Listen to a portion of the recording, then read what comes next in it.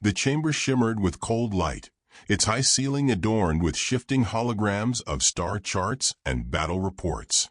At the center of the vast hall, where the most powerful beings in the galaxy gathered, stood a lone figure, scarred, weary, but unbroken. Commander Rask Walliser had seen too many wars.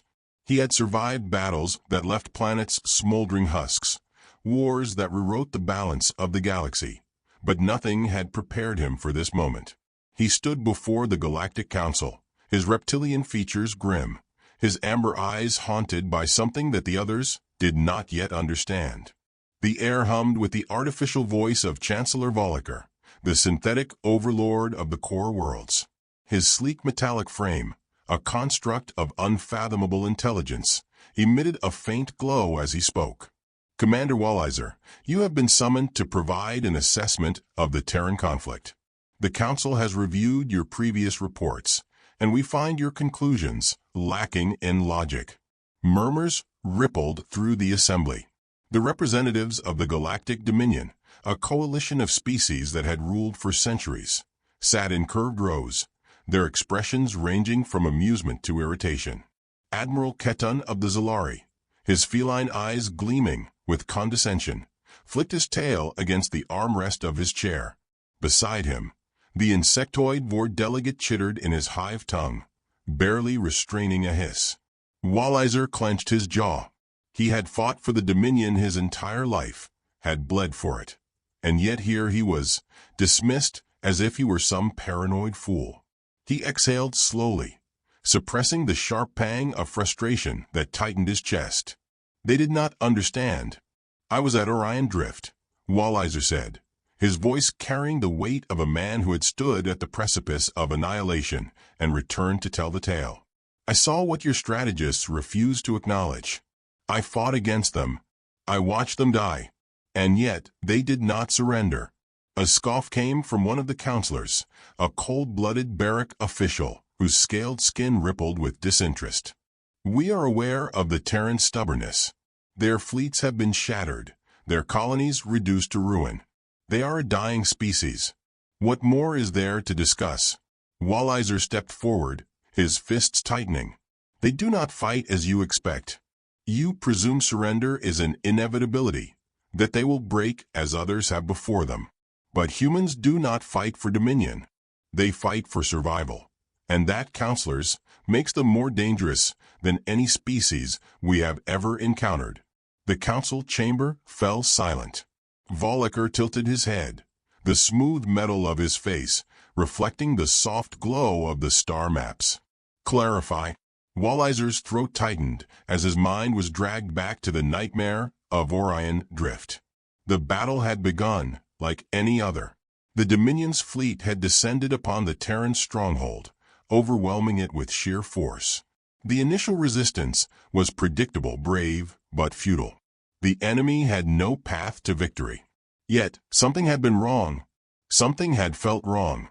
He had watched as human ships, battered and burning, rammed into Dominion cruisers with a level of precision that should not have been possible. He had heard the chilling last transmissions of Terran captains as they chose death over capture, as they detonated their own warships rather than let them fall into enemy hands. He had seen boarding parties breach Zorith dreadnoughts, their soldiers fighting like rabid beasts, laughing as they cut through his men. And then there had been the message. Walliser had been on the command deck of his battleship when it came through, broadcasted across all frequencies, a voice laced with iron and fire. This isn't over. If one human breathes, the war is still being fought. The Dominion had won that battle, but it had not felt like victory. It had felt like something far worse. Walliser's claws dug into his palms as he forced himself back to the present. He locked eyes with Admiral Keton, who was watching him with the amused patience of a predator humoring its prey.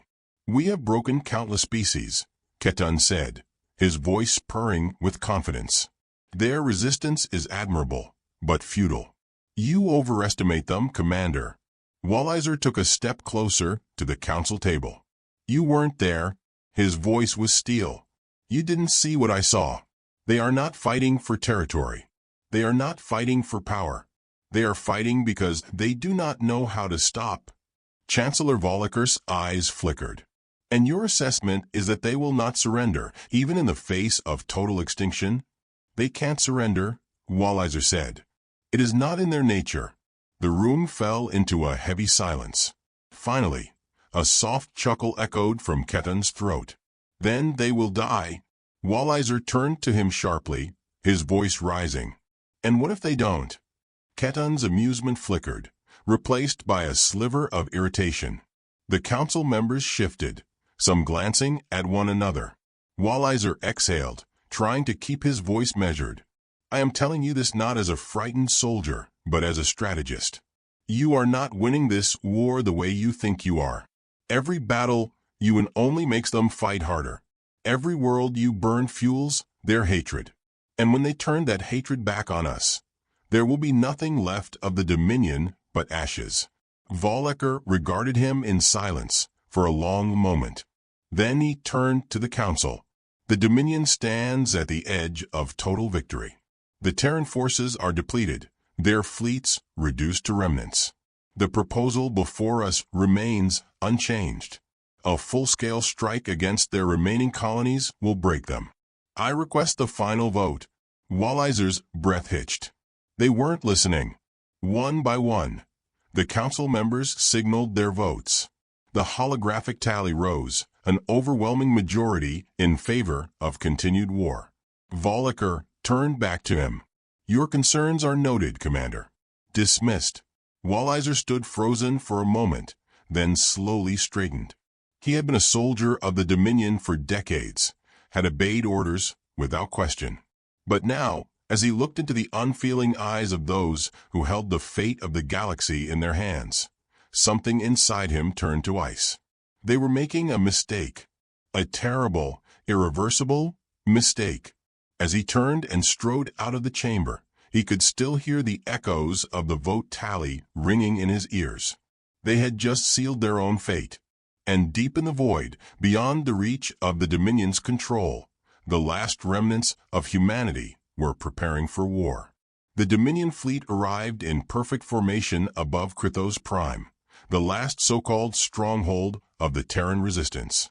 Dozens of warships drifted like predatory shadows against the backdrop of the gas giant, their hulls gleaming with the confidence of an empire that had never lost a war. The glorious Dominion, the flagship of Admiral Ketan, held position at the center of the formation, its reinforced hull a testament to Zalari craftsmanship. The battle was expected to be swift, a show of overwhelming power, a final, crushing blow to humanity. Admiral Ketan paced along the command deck, his feline tail flicking in satisfaction as the fleet locked weapons onto the scattered remnants of the Terran Defense Force. His officers, clad in their dark navy uniforms, moved with the precise discipline of those who had won countless battles. Krythos Prime had no hope. Begin the bombardment, Ketan ordered, his voice smooth, almost lazy.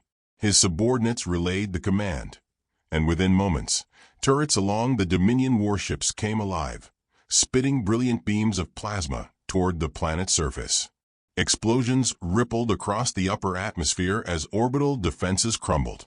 From his vantage point, Ketan could see human ships scrambling in a chaotic attempt to respond, their formations uncoordinated, their numbers too few. A deep purr rumbled in his throat. This would be over before nightfall.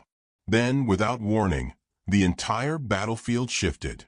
A surge of electromagnetic energy pulsed through the void, and in an instant, every shielded Dominion ship lost power.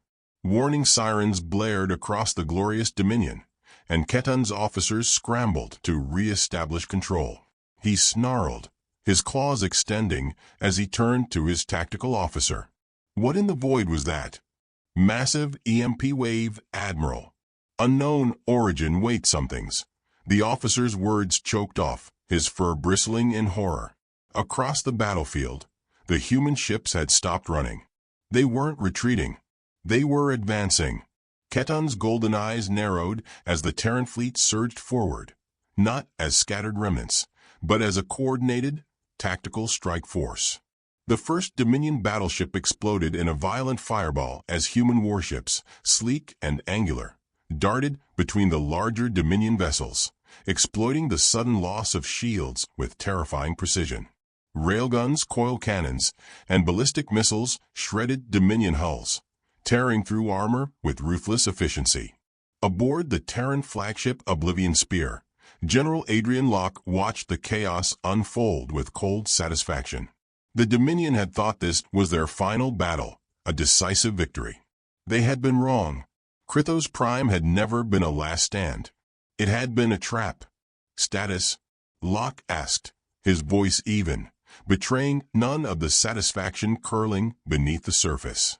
His second-in-command, Captain Leon Richter, grinned as he studied the tactical display. Dominion fleet is blind and scattered. Their weapons are still active, but without shields, they're ripe for the taking. Then let's take them. Richter gave a sharp nod and turned to his bridge crew. All units, engage at will. Locke watched as his fleet executed the plan with surgical brutality. It had taken months of deception, of faking retreat after retreat, luring the Dominion into a false sense of superiority.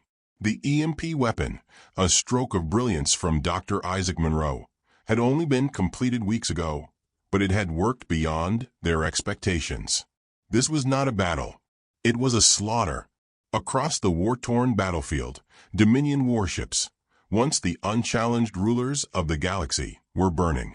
Human boarding teams breached the larger vessels, cutting through enemy soldiers with a level of aggression that left even seasoned warriors stunned. Aboard one of the Dominion carriers, a Zalari officer watched in horror as human marines stormed through the corridors, their weapons firing without hesitation. He had fought a dozen wars, but he had never seen an enemy so unyielding. When the lead marine, his armor scarred from countless battles, grinned before plunging a combat knife into the officer's throat, he realized the truth too late. The humans were not fighting for victory. They were fighting to eliminate their enemy. Back on the glorious Dominion, Ketan's control over the battlefield unraveled. The once proud admiral, known for his calm and calculated leadership, felt the sting of something he had never felt before: fear. "This is impossible," he growled, claws flexing against the console. They were broken. They were finished. His tactical officer, his fur singed from a console explosion, turned to him with wide, panicked eyes. "Sir, our fleets are gone. We've lost over 70% of our forces." The Terrans. A transmission cut through the chaos. The Dominion bridge crew froze as the image of General Adrian Locke filled their screen. The human was a man of hard edges and sharper eyes, his expression unreadable, his gaze heavy with the certainty of a man who knew he had already won. Ketan snarled, his pride refusing to bow, even as flames consumed his fleet. "This changes nothing," he spat. "You cannot defeat the Dominion." Locke tilted his head slightly, as if considering the statement. Then, in a voice devoid of emotion, he said, "We aren't here to defeat you." The transmission ended. Ketan barely had time to process the words before the Oblivion Spear fired its main cannon. The plasma round struck the glorious Dominion dead center, tearing through its reinforced hull as if it were paper. The flagship split apart, exploding in a violent cascade of fire and shrapnel. Across the battlefield, the remaining Dominion ships, now leaderless and in disarray, attempted to flee. The Terran fleet hunted them down without mercy. Back on Krythos Prime, the once proud banners of the Dominion were torn down and replaced with the Terran insignia. Adrian Locke stood in the ruined courtyard of the former Dominion Command Center, watching as human troops secured the final pockets of resistance. Richter approached, wiping blood from his knuckles. "It's done," he said. "We control the system." Locke nodded, but his gaze remained distant. This wasn't just a victory. This was a statement. He turned to Monroe, who had joined them on the ground. The scientist looked shaken, but beneath his glasses, there was a quiet resolve. They didn't see it coming, Monroe said, his voice subdued. "They never thought we'd strike back this hard." Locke exhaled, scanning the burning remnants of the Dominion fleet in the sky above. "They never thought we could." Richter let out a dry chuckle, but there was something dark in it. "They know now." Locke's jaw tightened. "Not yet." He turned back toward the command center, already thinking of their next move. This war was far from over. Panic gripped the galactic capital as the first wave of human warships breached the outer defense perimeter. Sirens wailed across the planetary grid, a sound that had never before been heard on the Dominion's homeworld. The towering spires of the Central Council complex, once a beacon of untouchable power, trembled as explosions rippled through the stratosphere. The fleet protecting the capital had been reduced to burning wreckage in orbit, their desperate distress calls fading into eerie silence.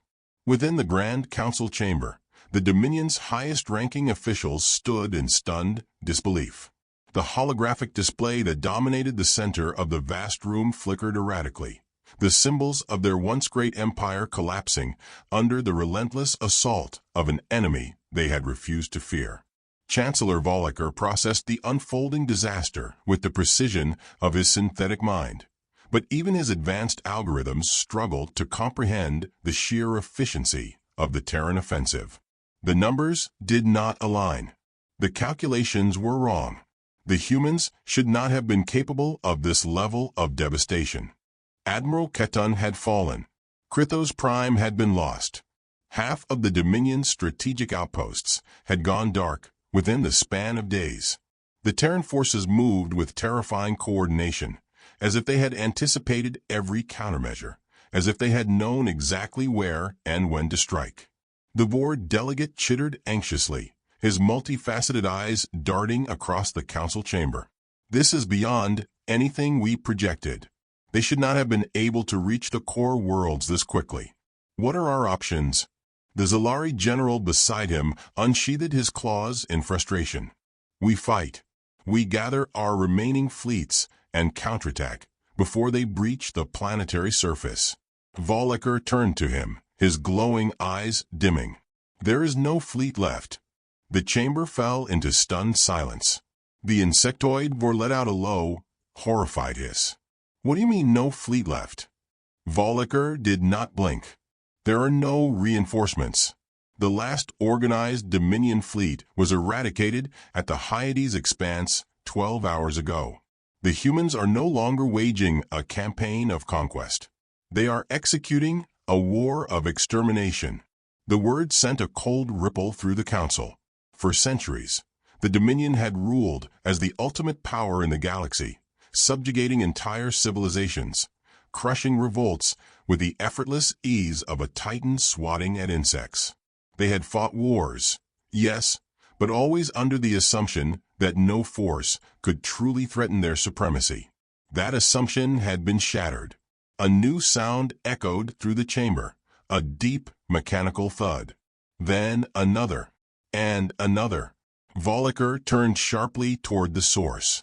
His processors registered the sound pattern before his mind could fully comprehend the implications. Footsteps. Heavy, methodical, drawing closer. The chamber doors, once thought impenetrable, buckled inward, groaning under an immense external force. The delegates froze, the bravado of their political stature evaporating as fear took hold. A final, crushing impact sent the massive doors crashing open, revealing a wall of darkness beyond. From the shadows, they emerged. Terran soldiers, clad in advanced combat exosuits, stepped into the chamber with eerie synchronization. Their visors glowed a deep crimson, weapons locked in unwavering precision. They moved without hesitation, without the arrogance of conquerors or the uncertainty of invaders. They moved like executioners.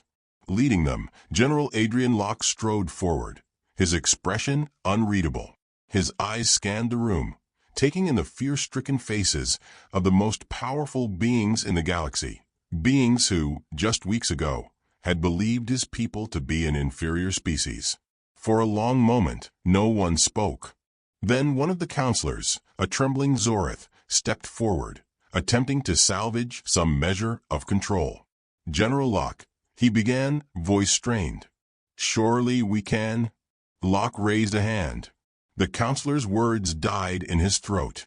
"I am not here to negotiate." The silence that followed was suffocating.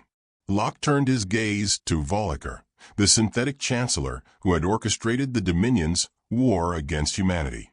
"You knew," he said, his voice calm, almost conversational. "You were warned. You refused to listen." Volcker's optical sensors whirred as he processed the statement. "It was never the Dominion's intent to annihilate your species. You were given opportunities to surrender." Locke's lips curled in something that might have been amusement, but there was no humor in his eyes. "Surrender." He repeated the word as if tasting something foreign. "You still don't understand." He stepped forward, his shadow stretching across the marble floor. "We are not like you. We do not break. We do not surrender. And when you pushed us to the brink, when you burned our worlds and slaughtered our people, you made one fatal mistake." The counselors held their breath. Locke's expression hardened. "You let us survive." The meaning was clear. The Dominion had not just lost the war. They had created something far worse than an enemy. They had forged a species that would never allow itself to be put in chains again. Volcker's processors ran 1,000,000,000 calculations, seeking a scenario where the Dominion could still emerge intact. Every result returned the same probability: 0. "Then tell me, General," the Chancellor said at last, "what happens now?" Locke regarded him for a long moment, then turned to Richter, who had remained silent beside him. The captain met his gaze and nodded. Locke's voice was steady. "The Dominion ends." Richter lifted his arm, issuing a silent command. The Terran soldiers opened fire. The council chamber erupted in chaos. The Vord delegate collapsed in a shower of green blood. The Zalari general made a desperate leap for his weapon, but was cut down before he reached it. Bodies fell, one after another, their power, their history, their influence, reduced to nothing in an instant. Volcker remained standing, watching the slaughter with something that might have been realization. He had believed the Dominion to be untouchable. Now, as the last of its rulers fell before him, he understood. Locke turned to him. Volcker spoke his final words, voice unwavering. "You will regret this." Locke didn't blink. "No," he raised his weapon. "We won't." The plasma shot tore through the Chancellor's core, sending his artificial body crashing to the floor. The lights in his optical sensors dimmed. Silence fell over the ruined chamber. The Dominion was dead. Locke lowered his weapon. Richter exhaled slowly. "It's over." Locke looked around at the fallen bodies, at the shattered remains of the most powerful government the galaxy had ever known. He knew better than to believe in easy endings. He turned toward the massive viewport overlooking the capital. Fires raged across the city as Terran forces secured the last holdouts. The war was ending, but there was still one final task to complete. Locke turned to Richter. "Signal the fleet." His voice was calm. "No survivors." Richter hesitated for only a fraction of a second before nodding. "Understood." The order was given. As the last remnants of the Dominion burned, the true war had only just begun. The fires of the fallen Dominion still burned, a flickering testament to the empire that had once stood unchallenged at the heart of the galaxy. The once proud spires of the galactic capital lay in ruin, their metallic skeletons jutting toward the sky like the broken ribs of some long-dead behemoth. The air was thick with the acrid stench of burning infrastructure, the remnants of a civilization that had ruled for centuries, now reduced to smoldering embers beneath the iron will of humanity. Adrian Locke stood at the edge of what had once been the Grand Council's central command balcony, his expression unreadable.